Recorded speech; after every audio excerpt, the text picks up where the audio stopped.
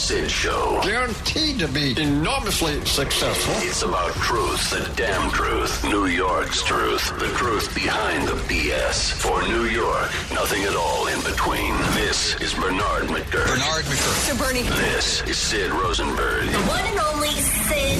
Live, local, on it. You never know what's going to happen. Exclusively. Party and Sid. 77 WABC. Donald Trump, for example, I'm glad I mentioned his name again, just everybody was missing him. Mr. Trump believed that in reaction to people's fears that we should ban all Muslims. Well, that creates an environment that's toxic in our own country. I think it's important for us to be careful about the language we use. School of Donald Trump, disparaging women, disparaging Hispanics. That's not a sign of strength. Making fun of disabled people, we're never going to win elections if we don't have a more broader unifying message. We have to stick up for ourselves as people, and we have to stick up for our country when we're being mistreated. Remember that.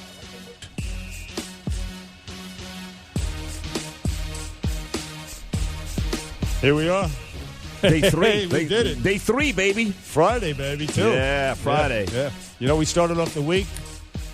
Had about 2 feet of snow on the ground. Yeah. We were looking forward to Trump-Megyn Kelly face-off, and we had no show. We had no show. And now at the end of the week, we have no snow. No snow. A show. Yeah. And we didn't have that face-off. I don't know what that means, but... Well, but you've detailed it properly. That's pretty much how the week went. Did you really watch the whole... I did. I mean, it was on for 2 hours, but I will tell you that I lost interest. I went back and forth between the debate and obviously Donald Trump's dog and pony show. I know he raised $6 million. Congratulations. The vets are happy. I'm happy. But that wasn't his intention. His intention was to take his ball and go home. And the money for the vets came later, which is fine because in the end, he did a good job. So I went back and forth between both. But I did watch more of the debate. And without Donald Trump, it was tough to watch. You know, I started watching Modern Family your marathon, the daily marathon they have on USA Network, and I forgot all about it. You forgot all about it? Totally. Actually, the debate was edifying. It was actually substantive. And it was kind of interesting. Really? It was very low energy. See, low energy. I felt like it was very repetitive. This is now 7 debates, the last one before the Iowa caucuses, and they're asking the same questions over and over again. I've heard Jeb Bush answer the question about Donald Trump, although I did hear Ben Carson last night talk about Russia, who I never heard before. But for the most part, I'm hearing guys say the same thing they've said 6 or 7 times before. That's true. But what you did get out of last night is that, as Chris Matthews would say, the 2 Cuban guys are lying about their path to amnesty for illegal immigrants. Yes. That was very ugly last night, and it came out that they were lying, and they played tapes of what they said, and so I mean, it was if you're interested in that kind of stuff. Now, for the low information voter, the common denominator dummy out there, he's not going to. Nobody's going to pay attention to that, and none of those guys are going to. No common denominator nitwit out there is going to vote for any of these guys. They're not, in a general election. I don't see those guys beating the Democrats. In other words, it's boring. You need some sort of flair, some sort of hook. Well, for the average idiot out there, the average voter. And I was hoping, and Donald Trump has that. He's got it right. But I was hoping Ted Cruz would provide some of that last night. And I was very disappointed in Ted Cruz's effort last night. I thought Marco Rubio was fine. It's the same Marco Rubio every single time. Chris Christie, listen, Chris. We get it. You want to beat Hillary Clinton. We want to beat Hillary Clinton. Yeah. But this guy, I mean, this is, and Kaliza made this point in the Washington Post today. This is Rudy Giuliani, 2008 all over again. I mean, talking about a one-trick pony. That's all Chris Christie does is talk about beating Hillary Clinton. Give me something else. 9/11. That's it. I was a prosecutor, and she won't be living in public housing anymore. Right. I mean, pretty much he said it a million times. A million times. If you really think about this debate last night, the one guy that I don't like, and I even tweeted last night at Sid Rosenberg and also our new Twitter account, we want you to get involved, at Bernie and Sid. I tweeted last night that I would physically harm, physical violence, Rand Paul. I'd have to punch him right in his teeth. Why? There's something about him. He is annoying little, angry little dude. However, his foreign policy is brilliant. Great. He probably, fantastic. Right, and he probably won the debate last night. Well, I don't know. That might be a stretch. I hate his NSA policy. Him and, by the way, your boy Ted Cruz. Yeah. Who's they're like Ed Snowden sympathizers, but Ted Cruz, I mean, he just flat out lies on immigration. He's just an untrustworthy Canuck, is what he is. Right, unlike Donald Trump, who, of course, never lies or never changes his mind. He flip-flops, but at least he owns up to it. He does? Right. Of course he does, yes. I've praised Hillary Clinton in the past. I did business with him. I'm a new guy now. Ted Cruz just denies it in the face of the Martha McCallum, Megyn Kelly plays the tape. Yeah. And he just denies it. And he twists himself into a pretzel trying to deny it. Well, you make a great point. He spent a lot of time last night, and this was, if you're a Ted Cruz fan, this was disappointing. He spent a lot of time last night trying to defend himself. Yes, he did. That was the whole Ted Cruz debate. That's not good enough. He needed Trump there to fight with. Right. And, so instead, he was the target. And Trump, actually, the ratings are out for this thing. And we were talking about how if the ratings tank for the debate last night, right, that means Trump won. He took on Fox News, and he won. The ratings are out, and what they got, according to this dude, CNN's Brian Stelter, he's their media guy, yes, who's half a weasel himself, but he says that they likely had between 11 million to 13 million. Now, the last debate on Fox Business got 10 million. So they did better? They did better than the Fox Business, but Fox Business has a weak distribution outlet. In other words, that makes sense. Sure. But on CNN in December, they had 18 million. And in August, Fox News, on the first Republican debate, they had 25 million. Gotcha. So 10 to 12 million people, 11 to 13 million people, is disappointing. Now, because when you in the face of all the hype between the Trump Megyn Kelly feud that we were expecting to have, the Cruz-Trump feud, the fact that Iowa is only 3 to 4 days away, I think Trump won this. Did the other 10 million people, though, go to CNN and or C-SPAN to watch Trump last night? Yeah, no, go watch Modern Family like you did. They got a fraction, pretty much a fraction of what Trump, of what Fox got. But still, that's not. That wasn't. Did really you watch the Trump thing last night? I watched some of it. I didn't watch. It was basically a bar mitzvah. It was a candle lighting ceremony. Come on up, the next couple, and light a candle. I'm going to give you $1 million. I'm going to give you $1 million. It was nice, and again, they raised money for vets. It wasn't like that, but it was about as schlocky and as jokey as you could ever imagine. It was just a ad hoc Trump rally. That's it. They threw it together, slapped it together in 24 hours. And now Mike Huckabee and Rick Santorum, they pulled a Schmuck Schumer. You know, they ran to the cameras. They ran from the Fox debate. They knew there were some cameras welcoming them at Trump's event, and they ran over there. Yeah, smart. They pretty much gave, both of them used to work for Fox. They gave Fox the finger. They gave Ted Cruz the finger because they represent the same sort of values, evangelical values or whatever that Ted Cruz has. They gave him the finger. So I think Trump won the night. I think he did too. I mean, he will no matter what, right? I mean, and look, the fact that Jeb Bush, the cut we played there right away, has to mention Donald Trump. Warner Wolf was saying this morning, in fact, he goes, why would he even bring the guy up? He's not here tonight. And by the way, Jeb was more comfortable last night without Donald Trump on stage. There's no question about that. He was puffing his chest out. Right, he was talking about how he actually said at one point everybody else was in the witness protection program while I was attacking Donald Trump. Right. Like he actually was victorious in attacking him. He had some courage last night. But in the end, if I'm those guys, I don't invoke his name at all. I don't bring up Donald Trump's name at all. Why do that? No. Why? But they did. And as a matter of fact, let's see. Ted Cruz, he actually he brought it up. Cut one, Mike. Would you play cut one for us, please? You have an issue with certainly one of the moderators of the debate. Cut one from the cut sheet. If you, I know I didn't tell you to load it, but load it. Anyway, in the meantime, I'll tell you that we're in the Nouveau... Senator Cruz, before we get to the issues, let's address the elephant not in the room tonight. Donald Trump has chosen not to attend this evening's presidential debate. What message do you think that sends to the voters of Iowa? Well, Megan, let me say at the outset, I'm a maniac, and everyone on this stage is stupid, fat, and ugly. Wow. And Ben, you're a terrible surgeon. Now that we've gotten the Donald Trump portion out of the way. Lame. Fell flat on his face. Nice try. No good. Tried. Not at all. No good. Horrible. Yeah. Horrible. And so Trump won the first half of this big, huge battle that he's in, taking on the juggernaut Fox News. Right. Now, if he wins Iowa big on Monday, he breezes into the White House. He gets to say to the aforementioned common denominator dummy voter out there that I took on Fox News, who all of you hate. He gets to say that. And that's how he appeals to, Democrats. He already has that kind of appeal with his charisma and his confidence and all that stuff.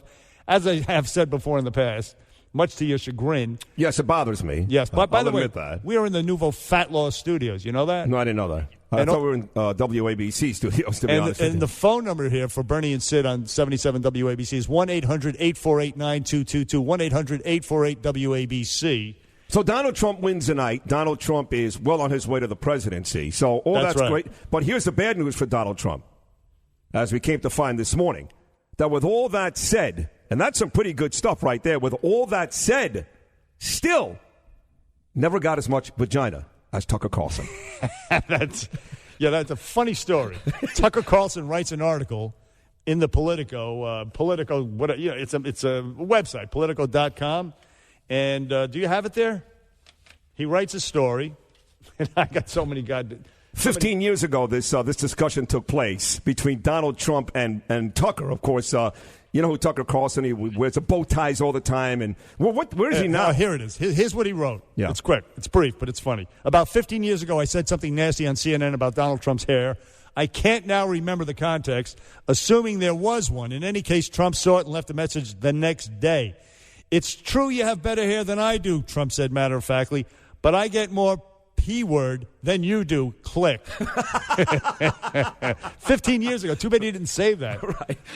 But I got to tell you, the guys in the Big Bang Theory get more hiney than Tucker Carlson. That's not really anything to... I don't know about that. I always tell you, the guys in the bow ties you got to watch out for. The Charles Osgood's, the Tucker Carlson. Oh, yeah. Frank Luntz gets more, than Tucker Carlson. But, I mean, Frank Luntz pays for it, but right. Still...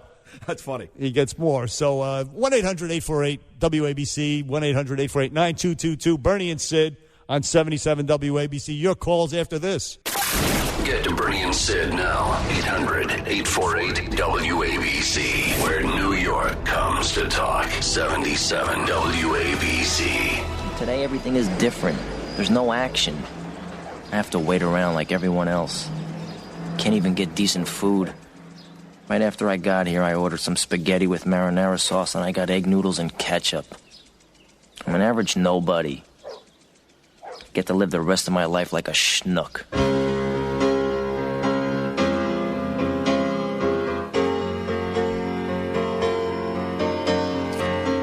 There it is. No action.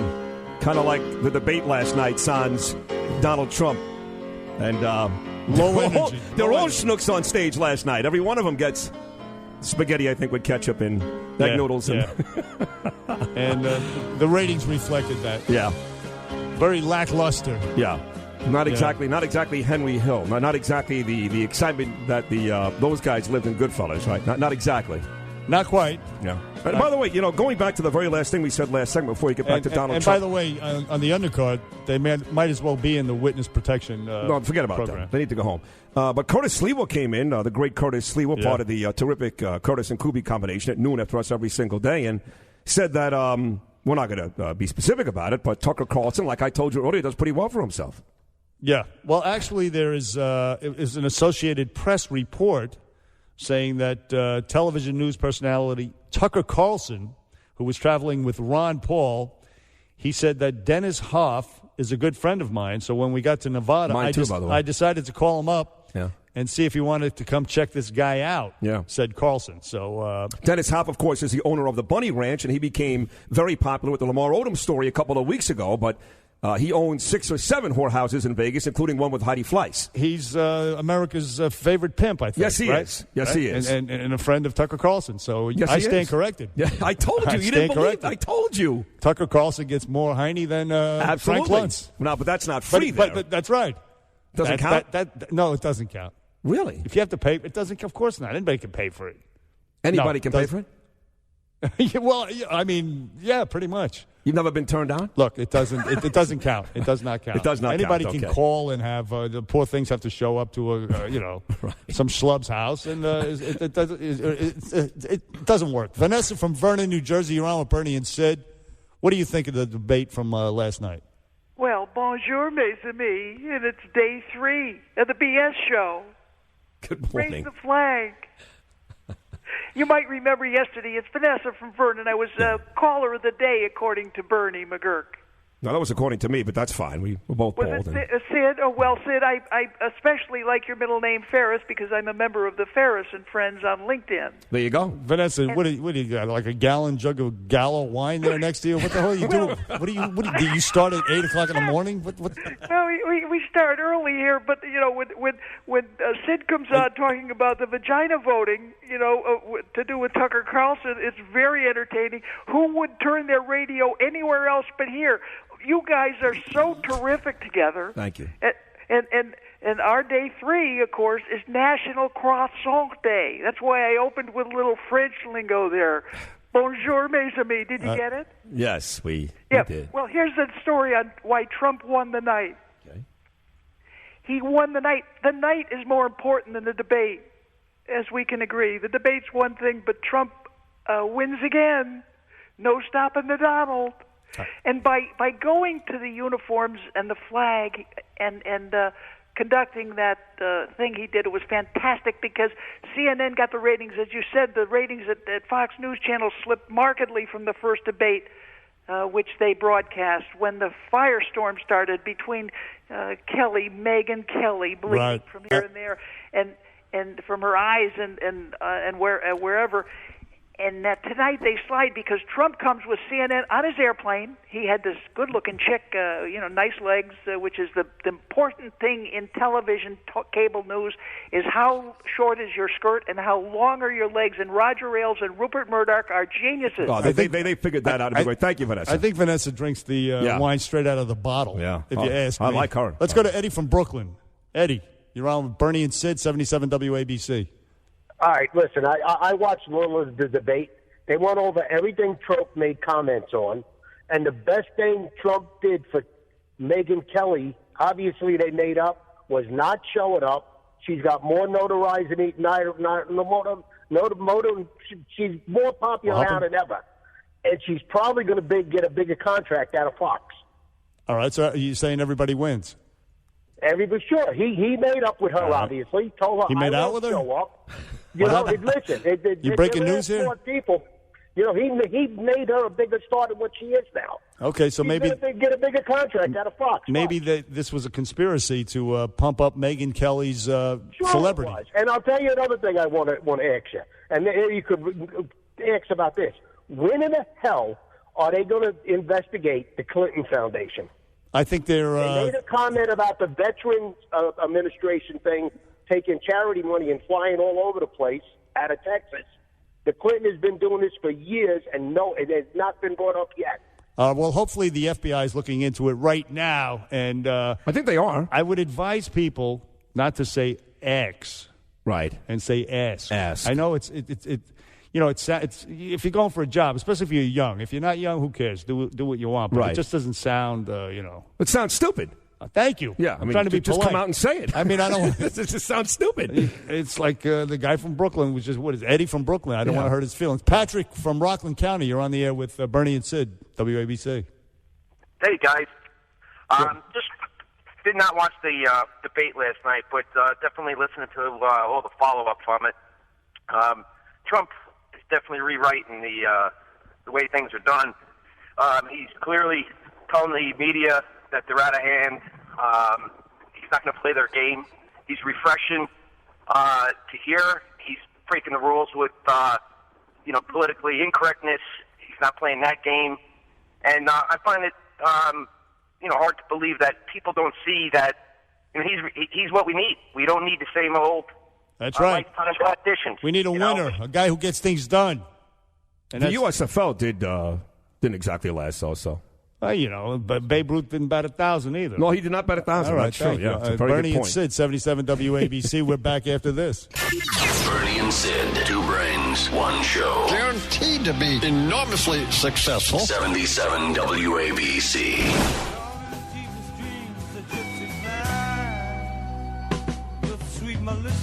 Earlier tonight on Fox News, the Republican presidential debate without Donald Trump, which, to quote the great crooner from the 80s, Orange Juice Jones, is kind of like cornflake without the milk.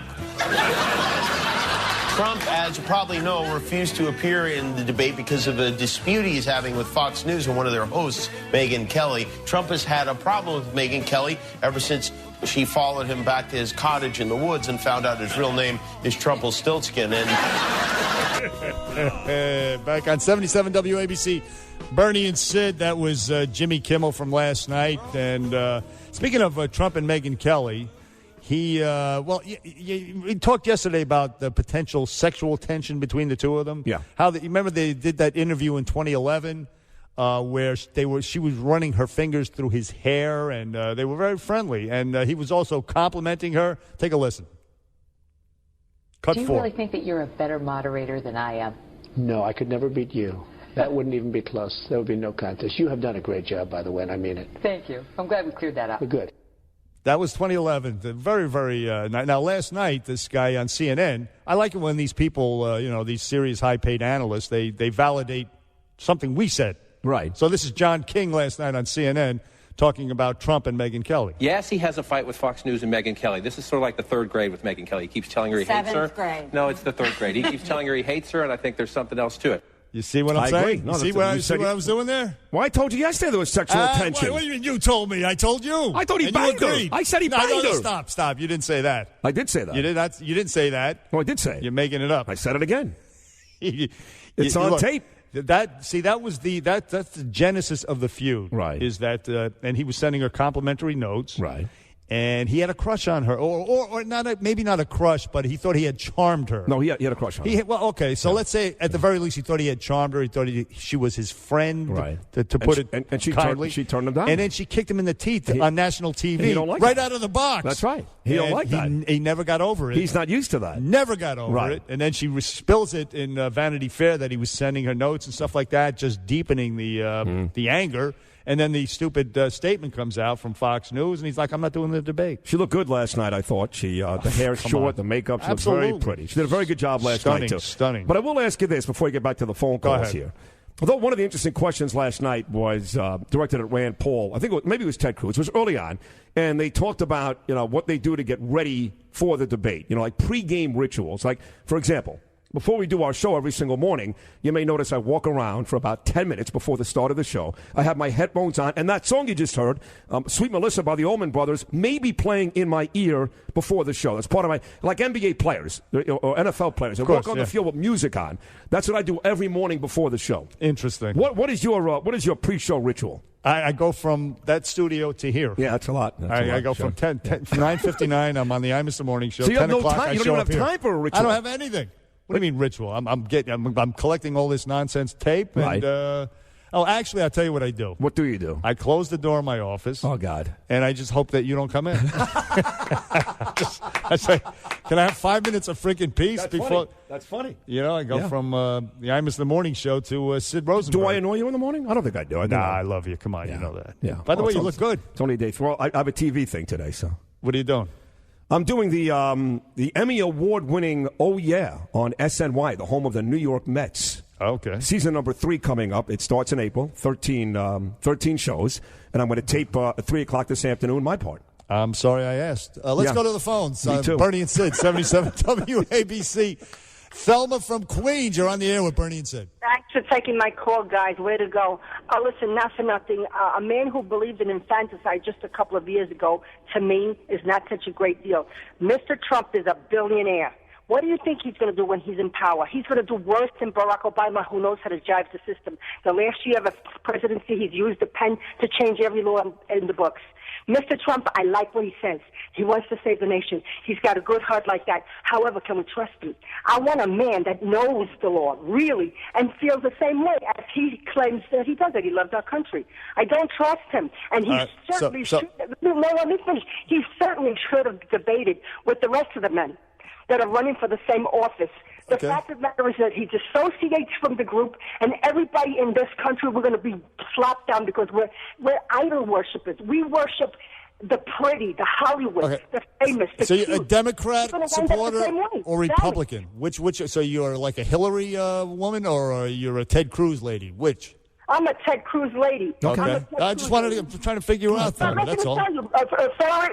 Thelma, why are you so angry? Take it easy. Well, but she makes some decent points. We do, especially in this country, we get really caught up in looks and celebrity and part of the reason why people love me. Shallow nation, of course. Right, of course. Absolutely. I mean, that's just the way it went. Do you see any bald-headed candidates on the stage? No. Why? What does that mean? That means there's shallow. We're victims of this shallowness as well. But they're not good-looking guys. We're bald. They're better looking than Rand Paul. Yeah, but still, you have to have hair. You have to have hair? You still can be fat, but if you don't have hair, you're dead meat. You're out. Right. Now you're right about that. We're victims. We're an oppressed minority. So we can never run for president? Well, no, we can be whiny, aggrieved people. Let me say this to you, okay? It kind of makes me feel good to be one of the, whiny, aggrieved. Let me say this to you. Two of the sexiest men, and I'm as heterosexual as they come. All right. Two of the sexiest men that have ever lived are Bruce Willis and Yul Brynner. Not a piece of hair on either one of their heads. How about Dwayne The Rock Johnson? How about Dwayne The Rock Johnson? That's what I'm saying. Yeah. Patricia, what are you saying from New Jersey to Bernie and Sid on 77 WABC? I have to answer Selma. Donald Trump gets up, goes to work, has a job. If he doesn't do his job right, he doesn't make money. How about our politicians? They misdiagnose problems. They tax us to throw money at the symptoms without correcting the problem. They get out of office. They collect their salary for life. Do people know that? They make laws that they exempt us from. They don't have Obamacare. Right. They have their own little... That's right. Pensions and their own health care plans. That's right. It is ridiculous. Patricia, babe. Term limits. Right. Yeah. So you're the for reason I call. Go ahead. The reason I call. When they play all these sound bites from 10 years or anything pre-Obama legacy, come on, people can change them. People, intelligent people, change their minds. So what you're saying, that Patricia, is you're making an excuse for Donald Trump that he has flip-flopped on just about every single issue here. He's evolved. Have you ever heard of Saul and Paul? You get enlightened. Who knows? Maybe his wife, his new wife, has enlightened him on. First of all, he never liked abortion, but he was pro-choice. Ronald Reagan was the same thing. As Trump points out all the time, he was a liberal. And he went the other way. And so, and look at intelligent people change their minds. Okay, fair enough. They evolve. Thank you, Patricia. Thank you. Saul and Paul, St. Paul, and look a lot of Christians. Obama, thank you, Patricia, very much. Very intelligent caller there. Not really. It was fine. It's just okay. Calm down, will you? Jesus. Look at the phonies who came out for gay marriage in the last couple of years, Hillary Clinton and Barack Obama. I mean, they as soon as the wind blew this way. They were against it not no that pun long intended. ago. No, there's no question. No pun intended. Yeah. But they went for, they supported gay marriage. Bang, bang, boom. Right. I mean, they are bust-out phonies. Not everybody is consistent as you and I are. We've never flip-flopped on anything ever. Listen. As far as the debate goes last night, Trump took on the behemoth, Roger Ailes, Fox News. Yeah. He took him on, and the ratings were lackluster. Yeah. The debate was dull. And he stole a lot of their thunder. Hold on a second. Nobody cares that he took on Roger Ailes and Fox except for you because you're on Fox and you know Roger Ailes. The average guy in the street doesn't know who Roger Ailes is. I'm sorry. They know who Fox News is. Fox News is to the common denominator dummies out there. They want to hear Donald Trump is taking on Putin. Donald Trump is taking on ISIS. Is taking on Iraq. Nobody wants to hear Donald Trump took on Fox News. He's going to, yes. I'm telling you that's how he's going to portray it. Listen to him last night on his plane. Nonsense. On the tarmac talking to a CNN a blonde reporter. You have to fight for yourself, and you have to fight for your country. And a lot of people are saying, I really respect Trump because he took on the establishment, which in this case is Fox. Yeah. He took on the establishment.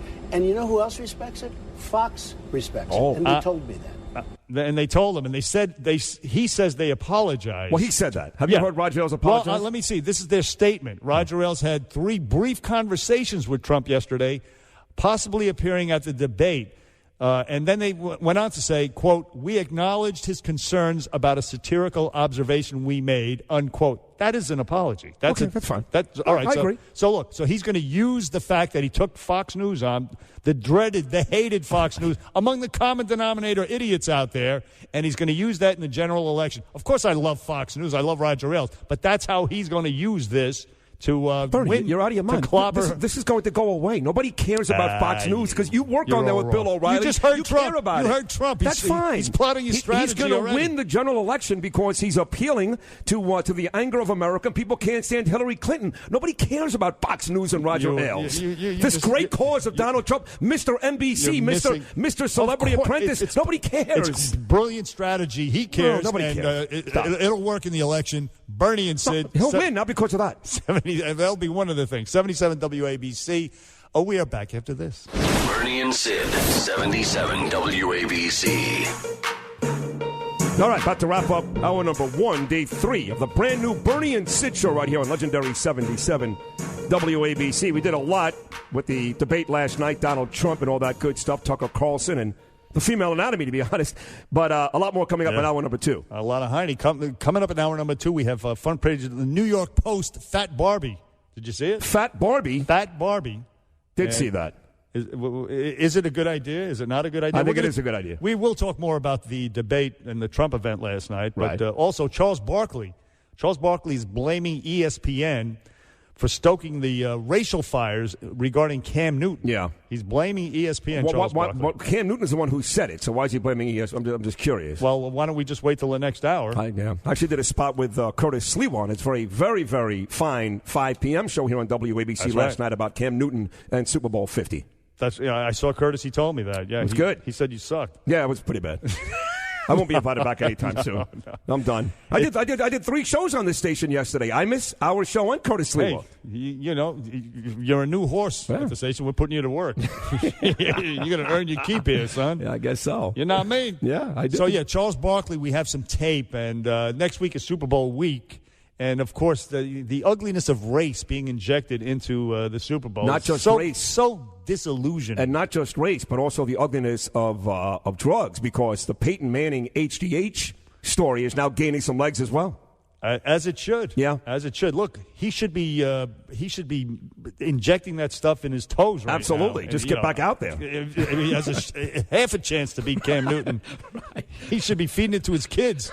Just for good luck or something. I don't know. He's gonna look. What are the odds on the Super Bowl? You're a big sports. Well, not have odds. It's a spread. You lay points, and right now the Carolina Panthers are a 5-point favorite. All right, so. 5 points. Yeah. That's not a lot, right? That's less than a touchdown. I would take the Panthers to win the game. But we'll do all of that and more Trump and debate talk. Hour number 2, right after this.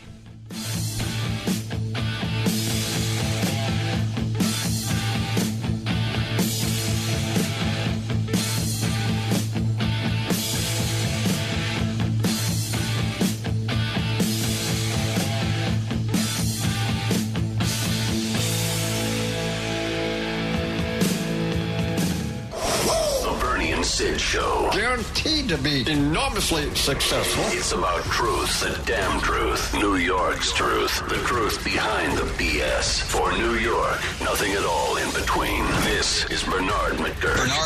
So Bernie. This is Sid Rosenberg. The one and only Sid. Live, local, on it. You never know what's going to happen. Exclusively. What is this? 77 WABC. I think Bernie Sanders is a good candidate for president of Sweden. We don't want to be Sweden. And Hillary Clinton is disqualified from being the commander-in-chief of the United States. In fact, one of her first acts as president may very well be to pardon herself.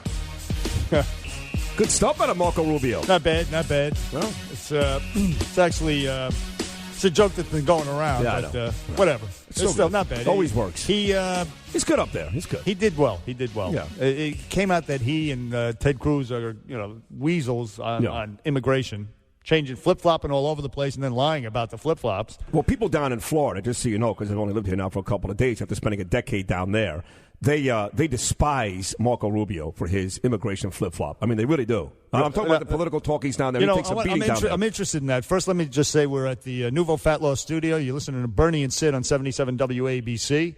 And so they're mad at him because they want amnesty. They want amnesty for illegals. Why are they mad at him? No, they don't want amnesty. They don't want it. Correct. Okay, right. So he has flip-flopped on that. In fact, one of the more popular talkies down there, he used to work with Joyce Kaufman. There was a story in the New York Times about 2 months ago where she talked specifically how the people down in Florida are the people who really follow this thing closely, not the average dummy on the street, know, in fact, that Marco Rubio has flip-flopped and lied, and they hold his feet to the fire. He campaigned in 2010 on taking a hardline stance against amnesty. That's how he campaigned. Right. Then after he got elected, he's in office. He's looking ahead to a presidential run, a general election presidential run. That's right. And he comes out for amnesty. And that's what people got pissed off. That's what people got pissed off. Right. And then, of course, the Republicans. He felt the blowback from the right-wingers in the Republican Party, and he flip-flopped back. Again. Yeah.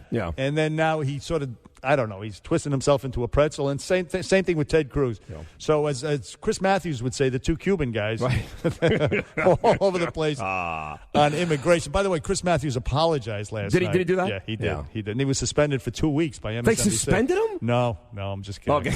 Yeah. Don't say that. I get all nervous. I guarantee you, though, if Sean Hannity had said that about two Jews in the Republican Party, who wants to Sean hear Hannity? Yeah, I mean, I'm just saying, if it was the other way around. Bernard, if I would have said that, I'd be decapitated by ISIS today. They'd send me to Raqqa overnight. You kidding me? Right. I know, man. The standards, the selective outrage on the part of some of these people. Well, you can't get mad at Chris Matthews. He's the host of Hardball. Yeah, no, look, I'm not mad. I'm not mad at all. It's not him I'm mad at. It's the police out there. It's the hypocrisy. The PC police. Yeah, right. I mean, I don't ad nauseum. You heard about it a million times. However, speaking of PC, front page of the New York Post. By the way, we'll talk about this. We're going to get back to the debate last night, the Trump event. Yeah. The debate was lackluster. The ratings they tanked essentially. And we're going to take your calls. And Trump did raise $6 million for vets in his little bar mitzvah last night. That's right. That's right. Now, front page of the New York Daily News. Who cares? Because that paper sucks. But the front page of the New York Post. Jesus. The front page of the New York Post. Yeah. It's the headline and a picture. Meet new quote unquote fat Barbie. Fat Barbie. And they have a picture of, I guess. She's not fat. Chunky, or what do you say? Well, I would say this, compared to the... How do you say politely, without... Not chubby. Not even. But she's not even stout. Chubby there. But because when you compare it to the old Barbie, who is a stick figure, who looks like she's suffering from anorexia, this one looks chubby. But truth be told, this new quote-unquote fat Barbie, for a guy like me, I find a lot more attractive. Well, in the story, it says that Ken just broke up with her. Ken? Actually, believe it or not. Isn't Ken gay? He could very well be. Yeah. Listen, no, that's not true what I just said. But so the question is it a good thing? Because yes, it makes overweight young girls feel accepted. She's not even overweight. Or whatever. You know what I'm saying? Listen, I've got an 11-year-old daughter. But just so happens my daughter Ava's in fantastic shape. She's a great tennis player. She's beautiful. She's long-legged and a great body. But at the end of the day... Did you have a DNA test? No, I did not. But I don't like the way females have to go out of their way to try to stay skinny because of degenerates like you. So this is a good thing. Degenerates like me. I'm telling you what's on the front page of the stinking New York Post. But you're going to assign it to me. The other question you is... and Donald Trump, if you see a girl that's fat, by the way, she's fat. Listen to you. Listen to Gloria Steinem Rosenberg over here. What the hell are you talking about? And the question is, does it send a message that it's okay to be overweight? Yes. That's the downside. That's the question. No, it doesn't. No, it doesn't. Is that it's acceptable to what be... What it says is... It does...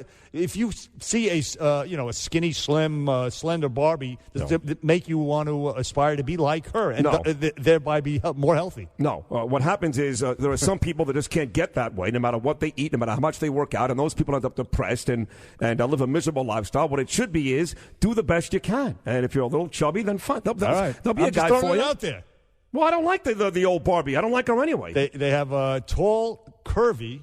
That would be much better. On the online, I guess the New York Post is quoting the online people when they say "quote unquote" fat Barbie. Yeah. But it's tall, curvy, and petite. She's not fat. It's not like Roseanne Barr there or Rosie O'Donnell. I mean, she's fatter than the old Barbie, but she's still in decent shape. Do you know that back in the 90s, Mattel came out with a wheelchair Barbie? I do remember that. Yes. Do you believe freaking wheelchair Barbie? They did do that. Yes.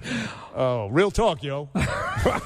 Wheelchair, and they quickly put that. So, but you're against that. I wasn't against that. Oh, you're for anything. Any Barbie. Handicapped people need a doll, too. That's right. But I like the new Barbie better. Listen, you show me a girl, a pretty girl with no ass, and I'll show her the door. And see, there you go. The Gloria Steinem Rosenberg. You heard it straight from his lips.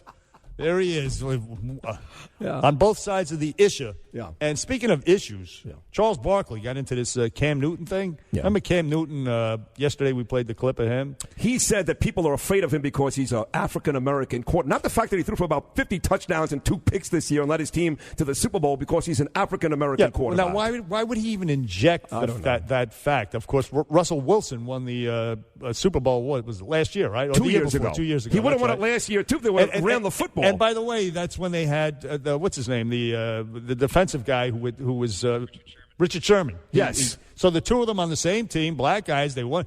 And everybody was cool. Everybody's fine. Everybody loves Russell Wilson. We love LeBron James. We love Michael Jordan. He injects race into it.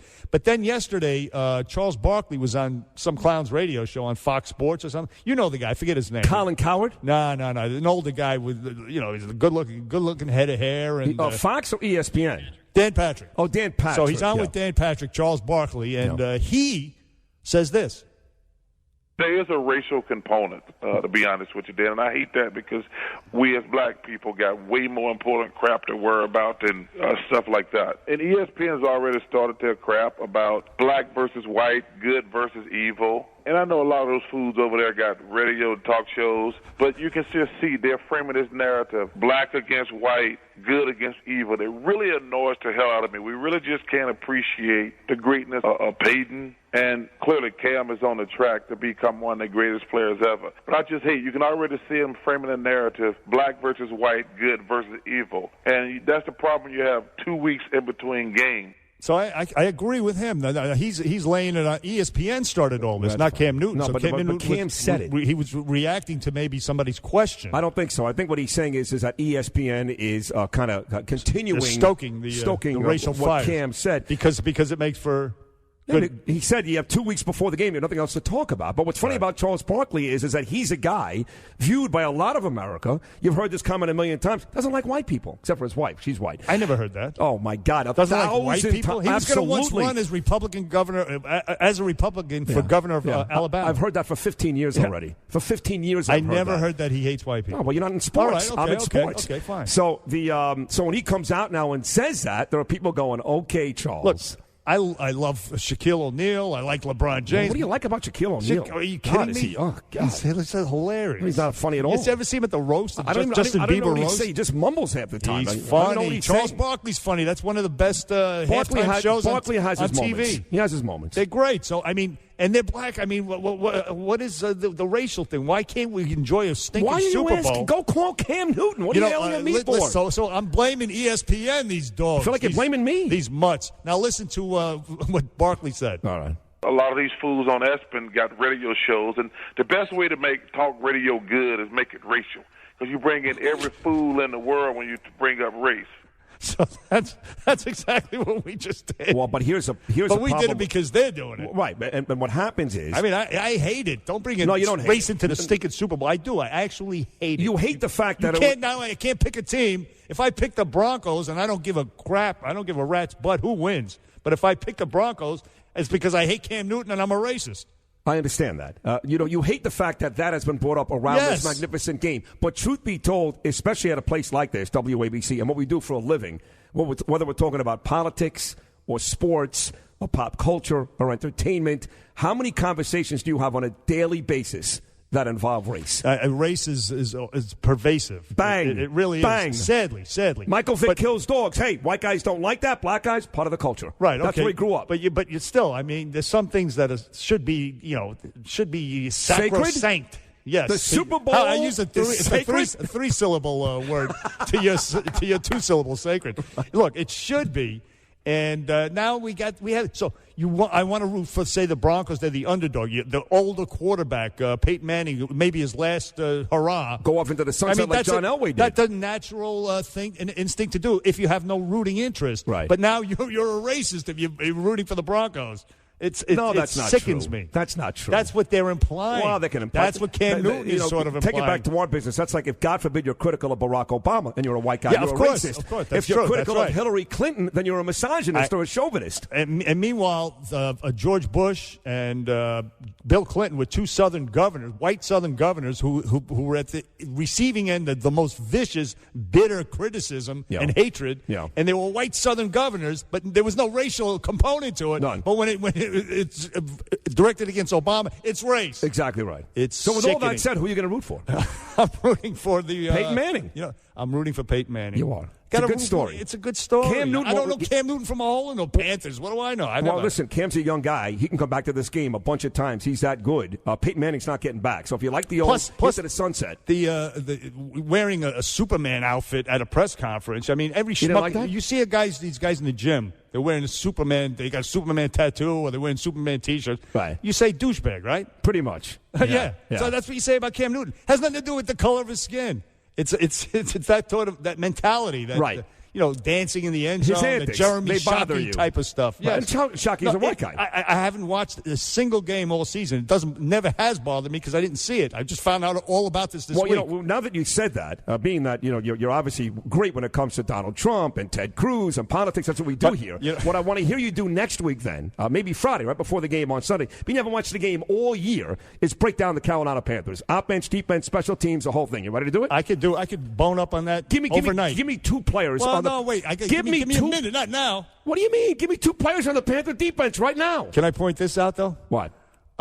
This in the UFC, I root for this Irishman, the notorious Conor McGregor. I don't like him very biggest trash-talking, smart ass. See, you're you can imagine. You dancing all over the place. You don't know anything about sports. So I'm you a go hypocrite. back to Conor McGregor every single time. I'm a hypocrite. Conor McGregor. If he wasn't an Irishman, I'd be like, this punk should shut up. Let me tell you something. Floyd Mayweather would kick his ass. Not a chance. Oh, get out of here. What? He couldn't kick Ronda Rousey's ass. Floyd Mayweather? That's right. You think Conor McGregor could beat Floyd Holly Mayweather? Holm would knock him out in 30 seconds. He's a midget. He's a midget who sucks, who killed boxing, by the way, with his stupid, boring style. He put the final nail in the coffin of boxing. Bernie and Sid on 77 WABC, back after this. The Bernie and Sid Show. It's fun to listen to. 800-848-WABC. There could be an explosion at any time. Get in. Get Truth. 77 WABC. I have to go a little step further and say that Fox has been extremely nice, and the last number of hours, actually. And they've wanted me there, and they said, how about now? They called a few minutes ago. How about now? Can you come over? I said, hasn't it already started? And we actually thought what we'd do is we'd let them start, and, we wanted to be about 15 minutes into that hour so that by now they're all tuned in. Look at all the cameras, like the Academy Awards. This is like the Academy Awards. This is the Academy Awards. We're actually told that we have more cameras than they do by quite a bit, so that's sort of interesting. Back on 77 WABC, Bernard and Sid. And that was Donald Trump last night at his big rally for veterans out in Iowa after he skipped the Republican debate. Yeah. And he had Mike Huckabee and Rick Santorum, the two of them, pulled a schmuck Schumer and ran over to the cameras right after their undercard debate, like the little camera whores they are. Well, they need some airtime. He doesn't need a Donald Trump. But they were raising money for vets, so I guess it was okay. Wow. But anyway, listen. That was an afterthought. If you have if you take any stock in intent, that was an afterthought. It was, I'm going to screw Roger Ailes. I'm going to screw Fox. But guess what? I'm going to come out smelling like roses. I'm going to raise money for vets. It wasn't about raising money for vets first to jump out. Of course not. Agreed. But preliminary reports are the ratings tanked at the debate, which was a low energy, to use one of Trump's because phrases. Of people like you. You purposely watched Modern Family last night to screw Fox, to make Trump look good. I love Modern Family, but I did not really watch it. You didn't watch night. it? Hey, by the way, they asked Chris Christie about the Bridgegate thing. Megyn Kelly hit him hard on it. Yeah. And he wrapped up the answer with this. Christie, two of your former top aides go on trial in May for fraud and conspiracy in the Bridgegate case. You know what? The politically... Cut it, Mike. He eventually, at the end, he says, I know nothing. We have a short version of it, but that's not it. Well, let me just tell you this. He pulled Sergeant Schultz. Right, basically. I knew nothing. But what he doesn't understand is he can't win, because if, in fact, he knows nothing, that's bad, because that's his team operating without him. If, in fact, he was behind it, that's bad, too. So whether he knew about it or not, he's still guilty here, Chris Christie. I understand. And right? Not really. No. So you're okay with the he doesn't know anything about it? If Mike in there, who works for us right now, right? If he goes out and he punches an old lady in the face, and we don't know anything about it, it doesn't. We're not culpable. No. We're not culpable. No. But this was a direct. It was a New Jersey. Like if Mike went out and punched Mark Simone across the face, that would be an issue. he get a bonus. he get a big bonus and maybe an extra day off. You know, Bernie and Sid on 77 WABC. Jay, you're on the line with us here. Jay? Hey, how you doing? I want to talk about Cam Newton. You guys have a great show, by the way. Thank you, brother. If the guy's young and he wants to celebrate, I don't see why anyone would have a problem. I agree with you. It seems that because of he is a black athlete, when he celebrates, people call that showboating. When Conor McGregor does it, they just say, oh, he's excited, he's living in the moment. So I think that's all he was. Jay, what you just said is the exact point I made to Curtis Sliwa on his show yesterday, that because Cam is black, we take him apart quicker than, in fact, if a white guy does it. Yeah, but of course, but that's not true, though. When it is true. Jeremy Shockey shook his ass in the end zone, nobody cared. Giant fans went nuts. You cared. The Giant fans went nuts. Look, Muhammad Ali was the biggest trash-talking showboat you could imagine. He's the most beloved former athlete in the country. That was different then. Well, that was different then. I brought up a great point, checkmate, and you're telling me it's different. No, because I'll tell you what's happened to this country. How is it different? It's different, and Obama is part of the reason why this is an issue, is that we are no longer allowed to celebrate greatness in this country. We want everybody towards the middle. Like, your kid can't be a better ball player. Everybody gets trophies. We don't like the great people anymore, but we want everybody towards the middle. So if Muhammad Ali did that 40 years ago, that was great. Today, that won't happen. Today, he's a bad guy if he does that. I'm telling you, we've just changed. I'm not sure I follow that, but... it's 100% true. 100% true. I don't know. Even Mike agrees. Listen, Mike agrees 100%. It has nothing. Russell Wilson was a quarterback, so and he won the Super Bowl. And everybody loves him. This guy wears Superman shirts. So what? If it was Ben Rapersberger, I hate his guts. Russell Wilson. If he wore a Superman shirt and he shook his butt in the end zone, I'd hate him even more. Russell Wilson gets on his knee and prays. When Mark Bavaro, the great giant tight end, scored a touchdown, he genuflected in the end zone. I didn't love that. The point is, let the guys do what they want. The reason it's called the No Fun League because guys like you. I'm not stopping him. I don't know. I didn't know anything about this guy until this past week. What did he do that was so bad? I don't know. He celebrates in the end zone? I don't care that. Right, you don't care, but white America does. He's probably an a-hole who wears a Superman T-shirt. We discussed it earlier. You see guys like that. Yeah. They're D-bags. Yeah. That's what we said. We agreed upon that. By the way, you can go to my Facebook page. And it doesn't matter what color you are. You can go to my Facebook page from 3 weeks ago. There I am at the gym wearing a Superman shirt. You can't even make it up. I swear to God it's true. You're wearing a Superman shirt? I swear to God, yes. You're a loser. You're a freaking Superman shirt. How old are you, man? I mean, you look good and all, but for God's sake. Listen. You know why my Aquaman shirt was dirty that day? Bernie and your Spider-Man shirt was in the lawn. Bernie and Sid, 77 WABC. The number here, 800-848-9222. We are back after this. Bernie and Sid. Live, local, on at 77 WABC. Donald Trump said his war with Fox News is Christian because it's, quote, an eye for an eye. When told the actual quote from the New Testament is turn the other cheek, Trump said, hey, no gay stuff. That's what he said. That's funny. That's the big redhead Conan O'Brien.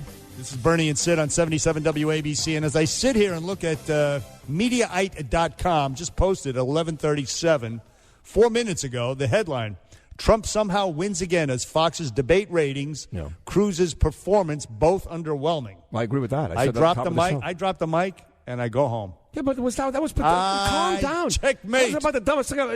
Everybody knew calm that. Down. No, everybody knew that. Everybody knew that. People were saying it was a big mistake. No. I told you. No. It's two things at play. I'm going to tell you. It was a big mistake, but we knew it would be no repercussions. It was a calculation made on his part. It was a brilliant He's a child. He's a child. He took on Fox He took on nothing. He's a child. And he's going to sell that to the American But it doesn't matter people. what he does. He can rape and pillage, and people like you will still love him. No, he's rape and pillage. Come on. You're being silly. What? You're being stupid, actually. And I love you. It doesn't matter what he does. You're still going to love him. Let's talk to our guest. Yeah. When he farts, for you, it's like roses. Will you shut up? Anyway, we all love this guy. One of the great television performances of all time. Great movie actor as well. Living here in New York. New York values. It's our dear friend, a.k.a. Paulie Walnuts, my guy, Tony Sirico. Tony, good morning, pal. How are you? How you doing, Sid? Long time no hear, my man.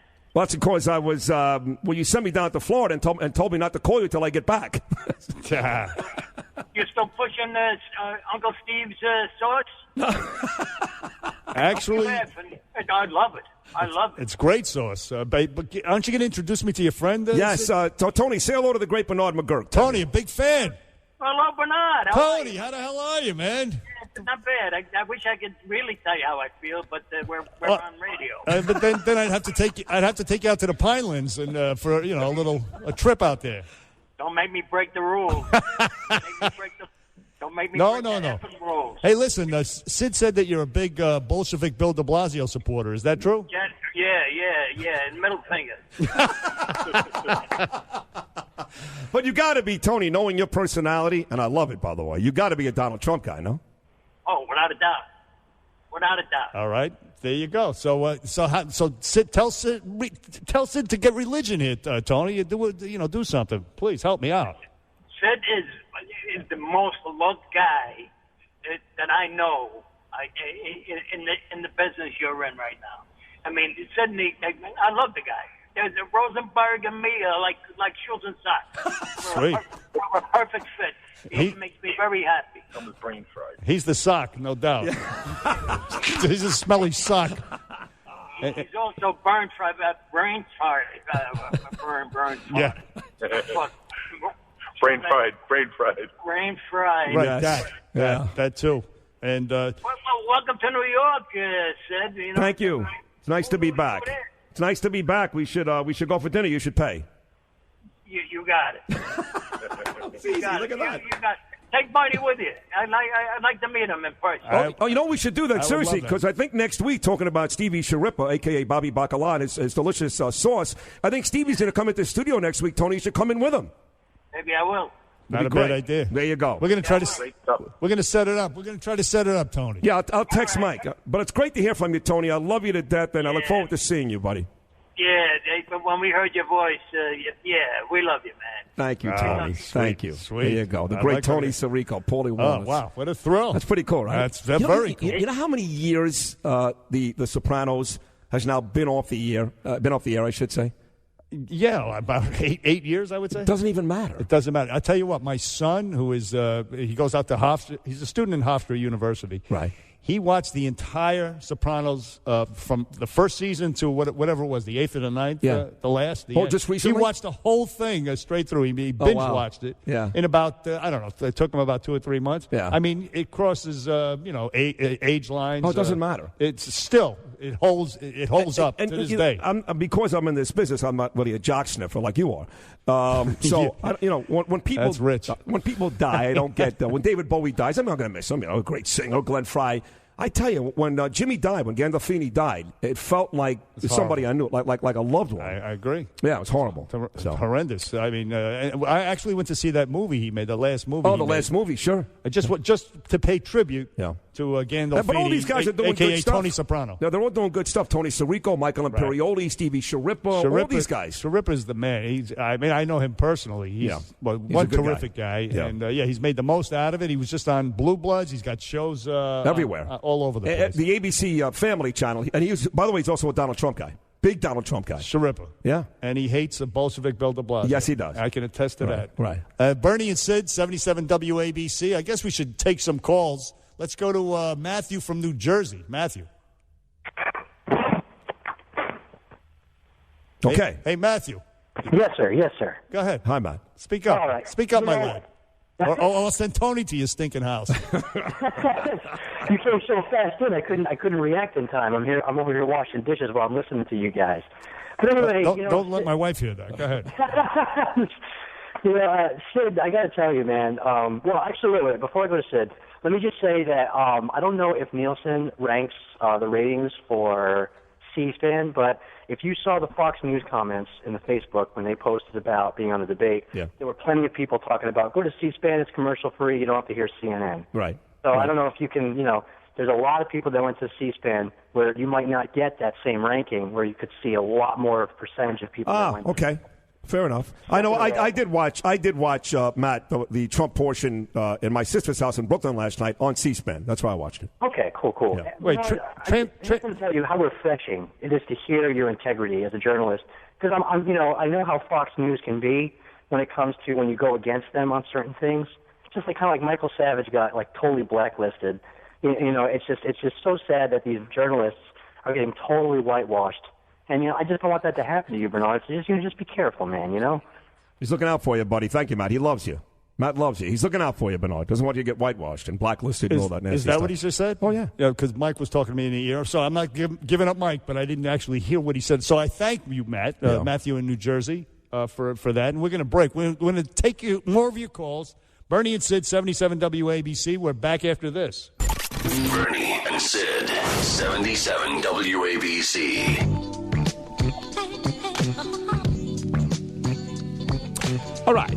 We're about to wrap things up here. It is 11:52 on the third and final day of the week for the Bernie and Sid show. So we'll take a couple more calls on the way out. We'll go down to my old neighborhood. This guy, in fact, was a big fan of the old Sid Rosenberg show, and he loves Donald Trump as much as you do. It's Dale. Good morning, Dale. How are you, pal? Yeah, good morning. By the way, man, the show sounds great, man. You guys are doing an excellent job. Thank you. Hey, Donald Trump should be and will be the next president of this country. Okay, every time we have, and he's the leader this country needs, every time we elect the president of this country, the first thing that president does is all these favors called in by these lobbyists that funded their campaign, they don't care if it costs the taxpayers money. They make sure that those guys get taken care of first. Donald Trump has nobody he owes anything to. Exactly right. That means he is going to put the people first. The people first. The freedoms are going to be, once again, the Constitution is going to be, mean something again with Donald Trump in this office. I mean, the rest of these candidates are a joke. And the fact that Donald Trump pulled this stunt with Fox News is absolutely brilliant. And I hope he becomes, if the GOP runs him away, which there's no way that they're going to, but if they somehow succeed in what they're trying to do, I hope he runs as an independent, and he will be the first independent to ever win the election. And not only that, what he did with Fox News and what he did to Hillary Clinton after she called him a sexist, and he went right back at him. He killed her there. Listen, Bernie Sanders should be French kissing Donald Trump's butt because that explains the decline in her ratings. And also, there was a New York Times article, Bill Clinton's approval rating has plunged to 39%. Because of Donald Trump. Dropping faster than his pants did in the Oval Office. See what he did there? You see what I did there? Very good. But it's true. That's good. But that's brilliant. Nobody had the onions, the stones to do that to her until Trump stepped up. Right. No, you're right. No, he is the reason why that both Clintons are failing. There's no question about it. And to Dale's point, he's a narcissist, and he's doing it largely for himself, as they all are.